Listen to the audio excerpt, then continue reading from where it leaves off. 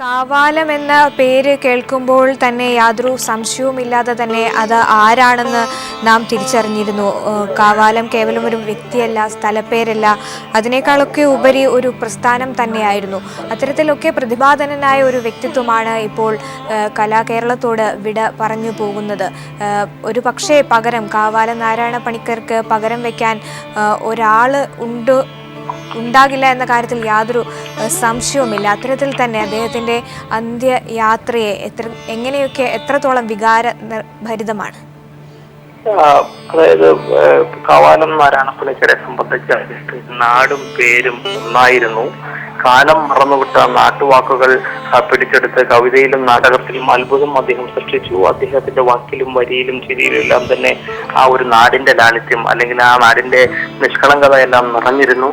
പ്രത്യേകിച്ച് അത്തരത്തിൽ ഇവിടെ അദ്ദേഹം വലിയൊരു നാടക മേഖലയിൽ വലിയൊരു ആചാര്യനെ വളർന്നപ്പോൾ പോലും അദ്ദേഹം ഈ കാവാലത്തിൽ കൂടി എത്തുകയും ഇവിടത്തെ കുട്ടികളെ കുരുന്നുകൂട്ടത്തെ എല്ലാം തന്നെ മധ്യകാല അവധിക്കാലത്ത് ഒരുമിച്ച് കൂട്ടിയിരുത്തിക്കൊണ്ട് ഈ നാടിന്റെ ചന്തവും അല്ലെങ്കിൽ നാടിന്റെ മണവുമുള്ള ഇവിടുത്തെ പഴമൊഴികൾ, ഈ ഇവിടുത്തെ നാട്ടിലെ ജീവിതങ്ങൾ, ഇവിടുത്തെ ആളുകളുടെ ജീവിത രീതികൾ തുടങ്ങിയ കാര്യങ്ങളെല്ലാം തന്നെ ആ കുട്ടികൾക്ക് പകർന്നു നൽകുമായിരുന്നു. ഒരു കുരുന്നുകൂട്ടത്തെ അദ്ദേഹം വലിയൊരു കലയുടെ ലോകത്തേക്ക് കൈപിടിച്ചു ഉയർത്തുന്നതിൽ നിർണായകമായിട്ടുള്ള ഇടപെടലുകൾ നടത്തി. ആ കുരുന്നുകൂട്ടം ഇപ്പോഴും ഇവിടെ സജീവമായിട്ടുണ്ട്. കഴിഞ്ഞ ഏപ്രിൽ പോലും അദ്ദേഹം ഇവിടെ എത്തുമെന്ന് പറഞ്ഞിരുന്നെങ്കിൽ അദ്ദേഹത്തിന്റെ അസുഖം മൂലം അദ്ദേഹത്തിന് എത്താൻ സാധിച്ചില്ല എന്നുള്ളതാണ് ഏറ്റവും ദുഃഖകരമായിട്ടുള്ള കാര്യം.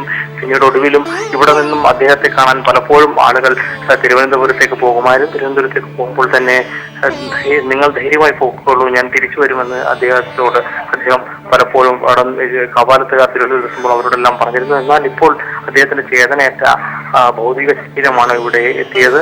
ആ കുരുന്നുകൂട്ടം എങ്കിലും അതിലൊന്നും തളരാതെ അദ്ദേഹം പഠിപ്പിച്ചു കൊടുത്തിട്ടുള്ള ആ ആചാര്യൻ പകർന്നു നൽകിയിട്ടുള്ള എല്ലാവിധ നന്മകളും അറിവുകളും എല്ലാം തന്നെ ഇവിടെ ഒത്തുകൂടിയ അല്ലെങ്കിൽ ഇവിടെ ഈ യാത്രാമൊഴി ഇറങ്ങാൻ നൽകിയ ആളുകൾക്ക് മുന്നിൽ അവതരിപ്പിക്കുകയായിരുന്നു. കാരണം ഞങ്ങളുടെ ആചാര്യൻ ഞങ്ങളെ പഠിപ്പിച്ചിരിക്കുന്നത് ഈ അറിവുകൾ പകർന്നു നൽകാനാണ്. ആ സന്ദേശമാണ് അതിലൂടെ ഇവിടെ കൈമാറി കുട്ടികൾ ഇവിടെ പങ്കുവച്ചത്. അത്തരത്തിൽ ദുഃഖങ്ങൾ ഉണ്ടെങ്കിൽ പോലും അതെല്ലാം തന്നെ ഉള്ളിൽ ഒതുക്കി അവർ തങ്ങളുടെ ആചാര്യം പകർന്നു നൽകുന്ന അറിവുകൾ അതീവ അതായത് എല്ലാ ഒരു സഭയിലേക്ക് അല്ലെങ്കിൽ എല്ലാവരെയും അറിയിക്കുമാറ് ഞങ്ങളുടെ ഗുരുനാഥൻ പഠിപ്പിച്ചതാണ്, ഞങ്ങളുടെ ആശാൻ പഠിപ്പിച്ചതാണ്, ഞങ്ങളുടെ ആചാര്യം പഠിപ്പിച്ച നന്മകളാണിത്, ഇതാണ് ഇവിടെ ഏറ്റുചൊല്ലേണ്ടത്, ഒരു വിലാപമല്ല എന്നുള്ള തിരിച്ചറിവ് അത്തരത്തിൽ വലിയൊരു വികാരതൽപരമായ സംസ്കാര ചടങ്ങ് നടന്നിരിക്കുന്നു. ഇപ്പോൾ മകൻ ശ്രീകുമാർ അദ്ദേഹത്തിന്റെ ചിതയ്ക്ക് അല്പസമയത്ത് തന്നെ കൊടുത്തു. അതിനുള്ള ഒരു അന്തിമ ഘട്ടത്തിലേക്ക്, അതിന്റെ സംസ്കാര ചടങ്ങിന്റെ അന്തിമ ഘട്ടത്തിലേക്ക് എത്തിയിരിക്കുകയാണ്. അതാണ് ഇപ്പോൾ ഇവിടെ ദൃശ്യങ്ങളിൽ നമുക്ക് കാണാൻ സാധിക്കുന്നത്.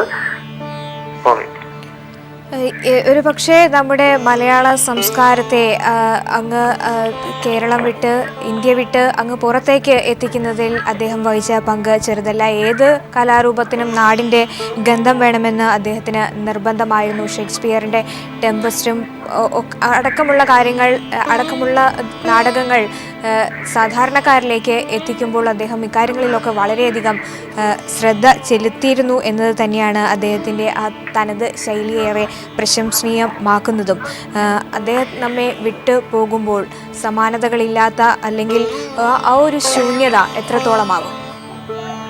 സ്വാമി, ഈ കവാലത്തെ സംബന്ധിച്ച് അദ്ദേഹം സ്വന്തം കലയിലും കവാലത്തിന് മറ്റു നിയമമൊന്നുമില്ല. അദ്ദേഹം താൻ അനുഭവിച്ച് ജീവിച്ചു വന്ന നാടൻ മിത്തുകളും കഥകളും എല്ലാം തന്നെ പുതിയ കാലത്തിന്റെ ക്ലാസിക്കുകളായി അദ്ദേഹം മാറ്റി സൃഷ്ടിക്കുന്ന ഒരു വലിയ ഒരു സൃഷ്ടി. അത്തരത്തിലുള്ളായിരുന്നു അദ്ദേഹത്തിന്റെ സൃഷ്ടികൾ. പ്രത്യേകിച്ച് കേരളത്തിന്റെ നാടക രംഗവേദിയെ തന്നെ നാട്ടറിവിന്റെയും ശീലുകളുടെയും മുഴക്കവും ചൂടുകളും കൊണ്ട് തന്നെ അദ്ദേഹം കാവാലം വളരെ ചടുലമാക്കി. പ്രത്യേകിച്ച് കുട്ടനാടിന്റെ ഹൃദയതാളം ഏറ്റുവാങ്ങി അത്തരത്തിൽ അവയെല്ലാം തന്നെ ലോകത്തിന് എത്തിക്കുകയും പ്രത്യേകിച്ച് അദ്ദേഹത്തിന്റെ പുറനാടി, കരിങ്കുട്ടി, തെയ്യത്തിന്റെയും ഒക്കെ ഒരു നാട്ടുവാഴ്ത്താരികൾ പൊതുജീവിതത്തിന്റെ മുഴക്കങ്ങളായി തന്നെയാണ് കാണാൻ സാധിക്കുക. അതിനെല്ലാം തന്നെ അരങ്ങുകളിൽ കൊണ്ടുവന്ന് അതിന് ജീവൻ വെച്ചപ്പോൾ കാഴ്ചക്കാർ ആരാധിച്ച് അല്ലെങ്കിൽ അത്തരത്തിലേക്ക് തന്നെ ആ ഒരു സൃഷ്ടികളെ കൊണ്ടുവരുന്ന അദ്ദേഹം വലിയൊരു പങ്കുവഹിച്ചു. കാരണം ഒരു നാടിന്റെ നന്മകളെ ഏത് തരത്തിൽ പുറം ലോകത്ത് എത്തിക്കാൻ കഴിയും, ഒപ്പം ആ നാടിന്റെ ഒരു ചലനങ്ങൾ, ആ നാടിന്റെ സംസ്കാരം, അതെല്ലാം തന്നെ അദ്ദേഹം കഥകളിലൂടെയും അല്ലെങ്കിൽ അദ്ദേഹത്തിന്റെ നാടകത്തിലൂടെ എല്ലാം തന്നെ അദ്ദേഹം കൊണ്ടുവന്ന് കേരളീയമായിട്ടുള്ള നാട്ടുതനിമയെ പുനഃസൃഷ്ടിച്ചുകൊണ്ടുള്ള ഒരു കാവാലത്തിന്റെ പരീക്ഷണങ്ങൾ ഒരു ഇന്ത്യയിലെ സമകാലിക നാടക സങ്കല്പത്തെ തന്നെ വലിയ മാറ്റിമറിച്ചിട്ടുണ്ട്. പ്രത്യേകിച്ച് അദ്ദേഹത്തിന് 80 വയസ്സായപ്പോൾ തന്നെ അദ്ദേഹത്തിന്റെ ഒരു അവനവൻ കടമ്പ എന്ന നാടകം പ്രത്യേകിച്ച് മലയാള നാടകവേദിയിൽ രംഗപടം തന്നെ മാറ്റിയ ഒരു നാടകമായിരുന്നു. അത് പുനരാവിഷ്കാരം ശിഷ്യന്മാർ തന്നെ ഏറ്റെടുത്ത് നടത്തിയിരുന്നു. പ്രത്യേകിച്ച് അതിൽ നെടുമുടി വേണു, ജഗന്നാഥനും ഒക്കെ ആയിരുന്നു അതിന് പ്രധാനപ്പെട്ട വേഷക്കാർ.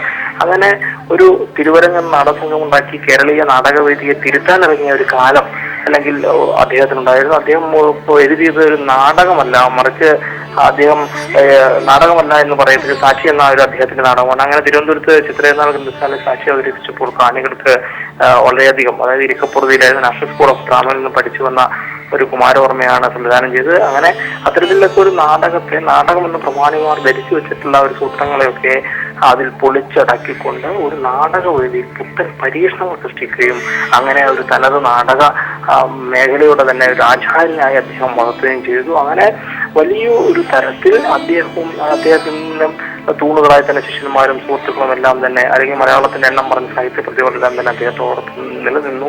അങ്ങനെ പലരും കാവാലം സ്കൂളിന്റെ ഒരു താളപ്പെരുക്കങ്ങളോടെയാണ് പിന്നീട് ഉയർന്നു വരികയും കലയുടെയും എല്ലാം തന്നെ പല ലോകങ്ങൾ തേടിയത്. അങ്ങനെ വലിയ ഒരു തരത്തിലേക്ക് പ്രത്യേകിച്ച് കാവാലം പ്രതിഭയുടെ തിരുവരങ്ങിലേക്ക് ഒരു പുതിയ കുട്ടികൾ വന്നുകൊണ്ടിരുന്നു.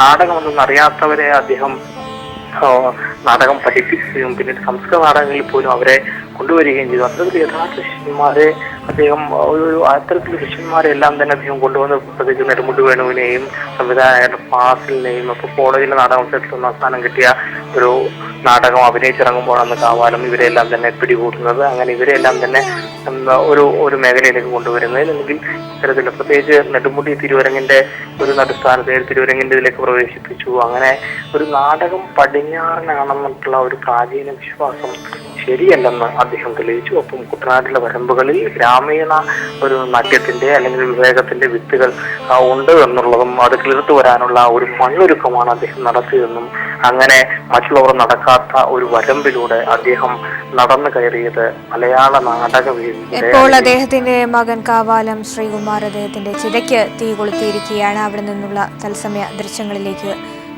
പോകുന്നു.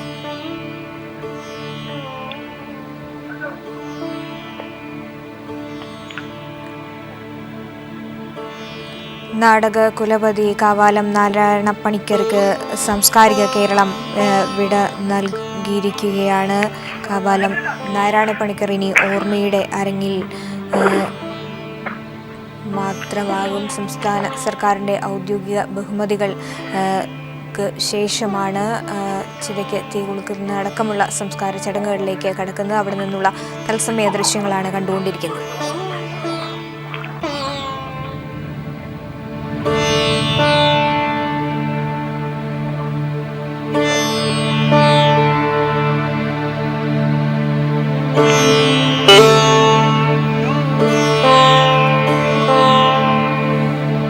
നാടകകൃത്ത്, സംവിധായകൻ, കവി, നാടോടിപ്പാട്ടിൻ്റെയും സംസ്കൃതത്തിൻ്റെയും കാവൽക്കാരൻ, ഗ്രന്ഥകർത്താവ്, പ്രഭാഷകൻ, അങ്ങനെ ഒരു ബഹുമുഖ പ്രതിഭ തന്നെയായിരുന്നു കാവാലം നാരായണ പണിക്കർ. കാവാലം എന്ന പേര് കേൾക്കുമ്പോൾ തന്നെ നാം അദ്ദേഹത്തെ തിരിച്ചറിഞ്ഞിരുന്നു. അത് ആരാണെന്ന്.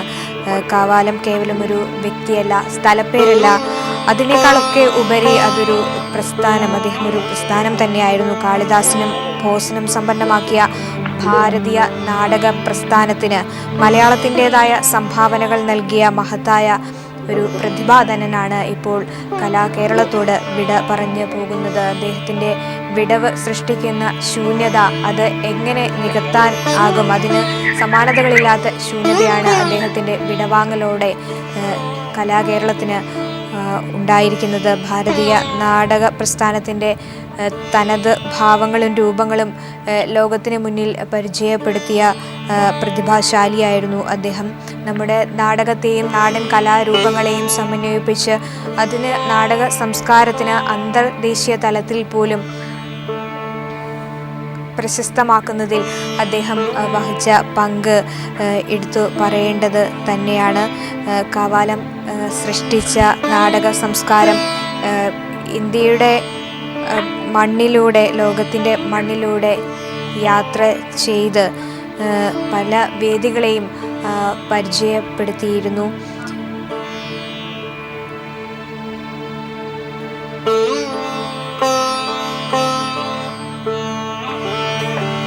കാവാലത്തിൻ്റെ നാടകങ്ങളിലെ സംഭാഷണങ്ങളിലും ഗാനങ്ങളിലുമെല്ലാം നാടോടി പാട്ടുകളുടെ ലാവണ്യവും കവിതകളുടെ ഗൗരവമൊക്കെ കാണാൻ സാധിച്ചിരുന്നു. ഏതിനും നാടിൻ്റെ ഗന്ധം വേണമെന്ന് അദ്ദേഹത്തിന് നിർബന്ധമായിരുന്നു. അനുകരണങ്ങളിലൊന്നും തന്നെ കുരുങ്ങാതെ തനത് നാടകവേദിക്ക് ഒരു അധ്യായം എഴുതി ചേർക്കാൻ കാവാലത്തിന് കഴിഞ്ഞു എന്നത് തന്നെയാണ് ആ വ്യക്തിത്വത്തെ ഏറ്റവും അധികമായി മഹത്വവൽക്കരിക്കുന്നതും. കാവാലം തൻ്റെ അവസാന നാളുകളിൽ പോലും നാടകത്തെ തൻ്റെ ജീവനേക്കാൾ ഏറെ സ്നേഹിച്ചിരുന്ന വ്യക്തിത്വമായിരുന്നു